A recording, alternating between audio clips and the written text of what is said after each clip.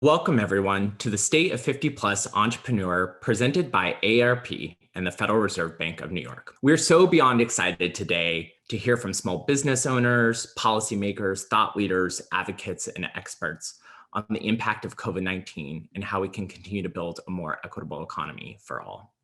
We're particularly excited to highlight some research that we've been conducting over the last few years. We know that many of you listening today are small business owners yourself, and we know that COVID has tested your business in new ways. As part of this research, we've interviewed several older small businesses to understand their perspectives better and to help us identify actionable solutions. Through these interviews, we've heard stories of heartache, of headache, small and large victories, frustration with the system that doesn't seem to work for everyone, especially minority and women-owned businesses.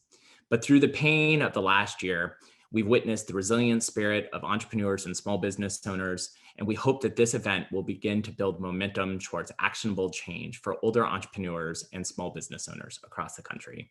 For those of you I haven't had the pleasure to meet yet, my name is Rhett Buttle. I am the founder and principal of Public-Private Strategies, and we've had the immense honor of partnering both with AARP and the Federal Reserve Bank of New York to host this event.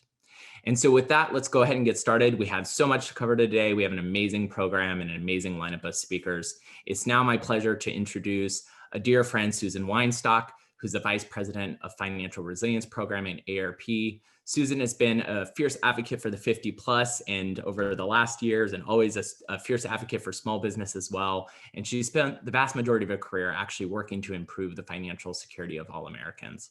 Prior to joining AARP, Susan actually worked at the U.S. Department of Treasury as the Director of the Office of Consumer Policy, and we're so thrilled to have her to join us today to welcome us to this great event. With that, it's my pleasure to turn it over to you, Susan. Please take it away. Thank you, Rhett, and thanks so much to you and your staff for putting this event together and for all of your help. I want to thank you so much to have everyone here joining us today for this very important conversation about older entrepreneurs. I first want to thank the New York Federal Reserve for working with us and sharing their in-depth research on this important population, especially Claire Kramer Mills and Jessica Battisto. Later, we're going to hear personal stories from small business owners from around the country and how they have dealt with and coped throughout the pandemic. I want to thank Jeff Love in the AARP Research Department for overseeing our in-depth interviews with these and other older entrepreneurs. Hearing their personal stories is really so powerful. We're also going to join a conversation between Marketplace's Nancy Marshall-Genzer, AARP's Executive Vice President and Chief Advocacy and Engagement Officer Nancy LeaMond, and New York Federal Reserve President John Williams. And AARP's Senior Vice President of Thought Leadership, Jean Axius, will lead a panel discussion that will include the brand new Associate Administrator of the Office of Entrepreneurial Development at the Small Business Administration, Mark Madrid. We know that many of you joining us today are small business owners, and we understand how much dedication and effort you put into your businesses every day, requiring nearly constant care. You take calls during dinner, you interrupt your days off when something at the plant breaks or there's an alarm that goes off at your store. And if you have employees, I'm going to bet that you were up nights worrying about them and their welfare. And we certainly saw this year how many of you went without pay or had to work second jobs in an extraordinary effort to keep your businesses alive. We want you to know that we recognize that the survival of your businesses is very important. And it's important not just for you, for your employees, for your clients, and for your community, but also for the economy at large. It's so important for the health of our economy going forward. And that's why we're here. Now I'm going to turn this over to Felicia Brown, who leads AARP's work on entrepreneurship, to walk through the research findings. Welcome, Felicia. Thank you to the over 1,400 business owners and those who advocate for small businesses who are joining us today. Thank you, thank you, thank you. It is because of you we have realized an opportunity to listen, share, and learn not only about where we are today, but where we hope to go tomorrow and in the future. 2 years ago, AARP and the Federal Reserve Bank of New York set out to tell the story of small business owners to really convey the state of the 50 plus entrepreneur, to emphasize the importance of small businesses to our communities, to those they employ, and to our economy, simply to express that small businesses matter.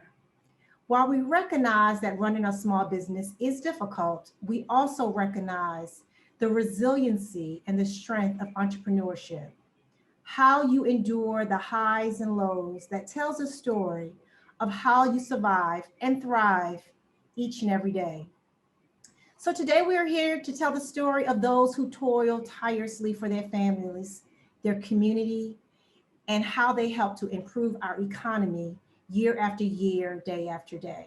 So now I'm turning it over to Claire to talk a little bit about the research that the Federal Reserve Board of New York launched. Claire? Thank you, Felicia. And it's really a pleasure to be with you all today. This work is a natural fit for the Fed and AARP. The Fed is responsible for promoting conditions that create maximum employment and stable prices. Small businesses create jobs in our economy and in the communities where we live. AARP's mission is to empower people to choose how they live as they age. A key part of this is financial security. Self-employment can be a very important means to financial health for workers over age 50. Together, our partnership is aimed at highlighting the value of older entrepreneurs.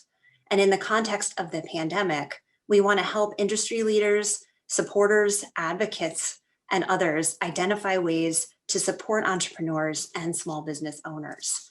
So I'm going to walk through some of the research that we conducted over the last year. And we're thrilled today to share it with such a large and diverse group of business owners, industry leaders, and policymakers. The gathering here today and the interest in this webinar really highlights the importance of the issues we're discussing. So if we can cue up the next slide, the overwhelming majority of small business owners are age 45 plus. This is consistent across gender, race, and ethnicity. Given the importance of the 45 plus age group to our economy, we believe it's important to understand how COVID-19 has impacted them, how they've managed through such a tumultuous year, and what they need to build back stronger. So together, Felicia and I are going to share information reported directly from small business owners. We're drawing on two sources, the Fed's annual small business survey, as well as detailed interviews that the AARP research team conducted with 25 businesses in recent months. So this is information that is really recent, directly from small business owners. Now, as you can see in the next page, I'm going to present some graphs and charts taken from our survey information.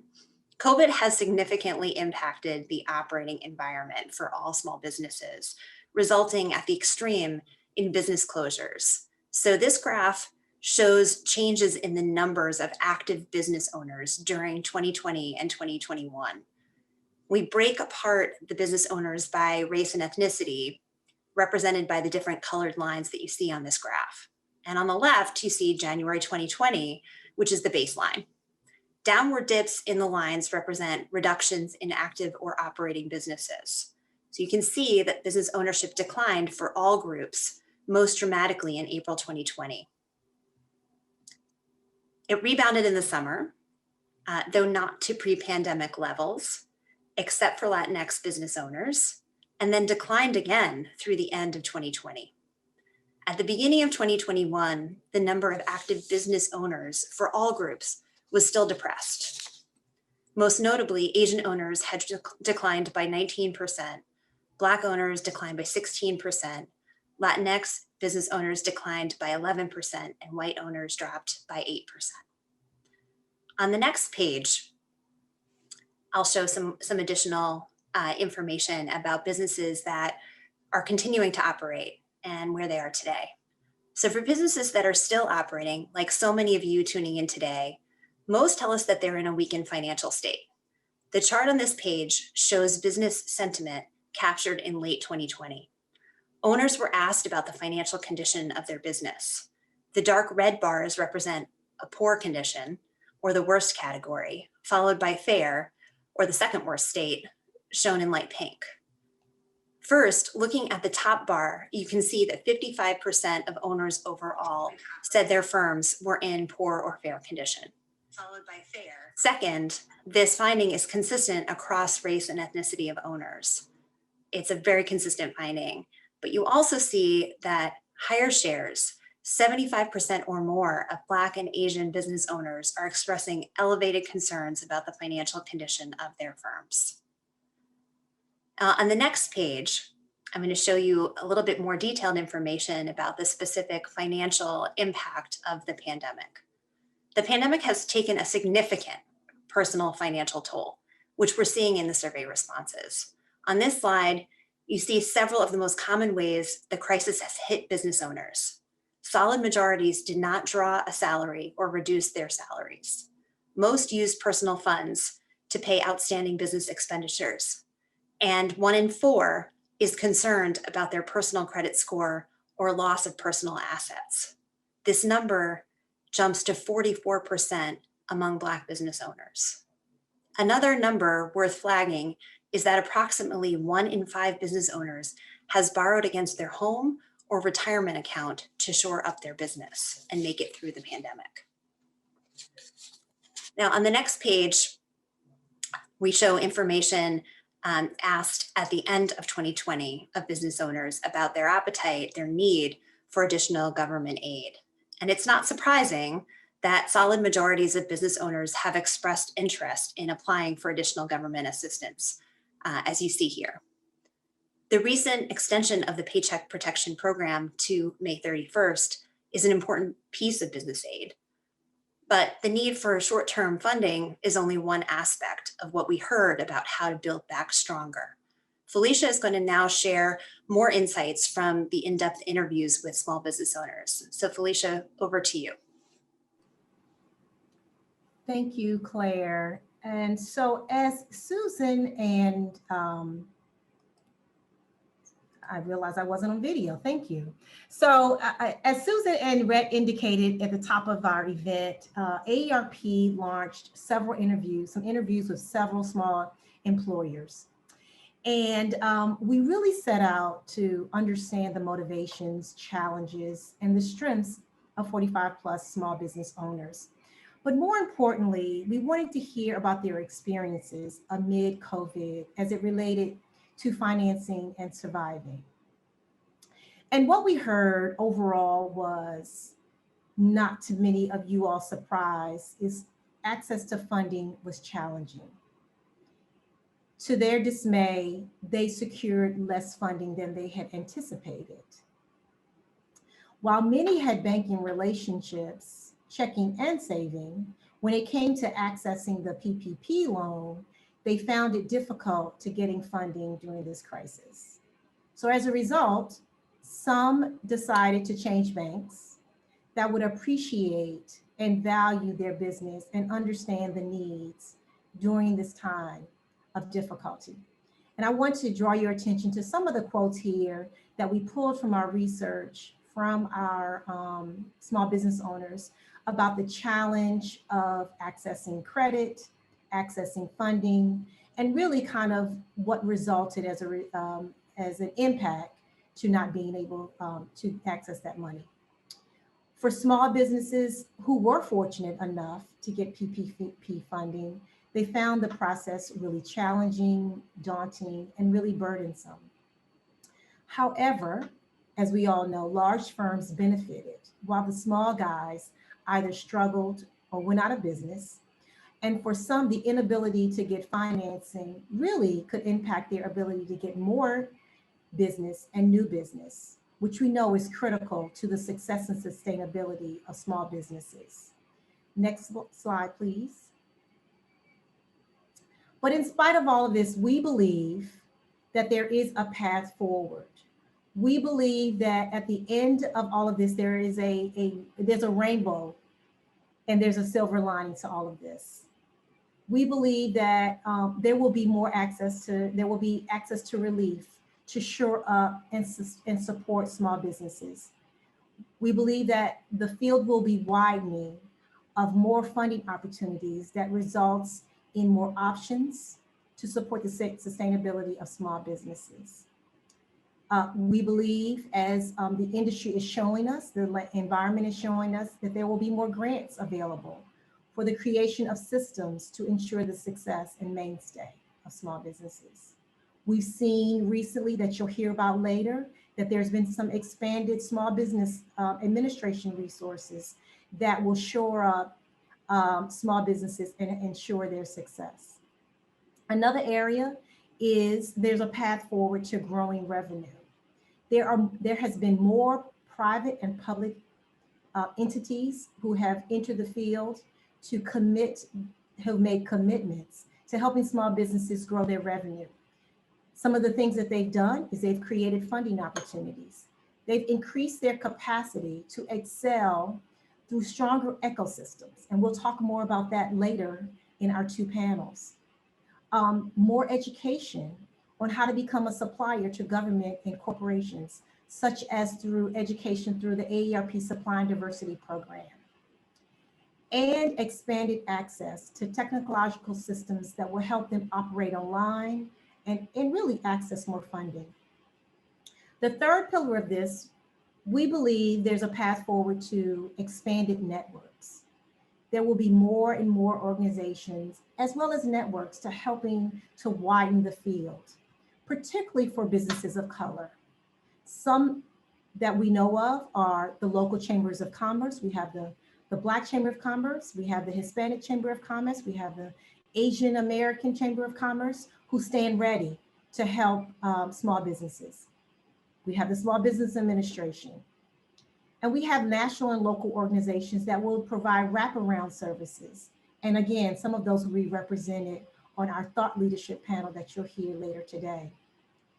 And some who are really helping with shoring up these organizations that are helping to pair small businesses with experts, such as the NASDAQ Entrepreneurship Center that is focused on mentoring and helping them to pair up with experts to help grow their business. And that is small businesses at any stage of their growth. Next slide, please. So it is not by surprise that AARP is committed.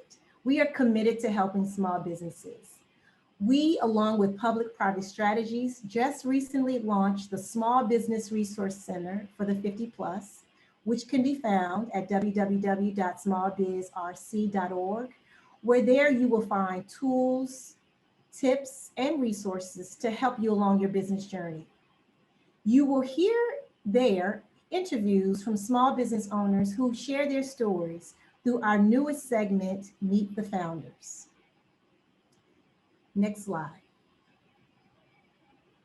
And so we really want to hear your story. For those of you who are small business owners with us today, we want to capture those stories. And because of you, our work matters, you matter. We know there have been tough times. We know that small business owners rise above. It's really that entrepreneurial spirit. We encourage you to share your story at #50plussmallbiz and to tell your story as you continue to rise, pivot, and swivel during these difficult times.